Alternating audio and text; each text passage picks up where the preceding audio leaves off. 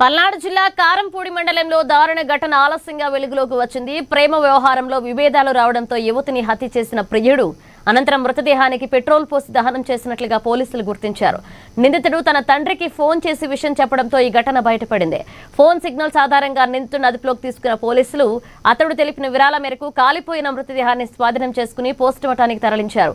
Case నమోదు చేసిన అన్ని కోణాల్లో దర్యాప్తు చేస్తున్నారు పోలీసులు.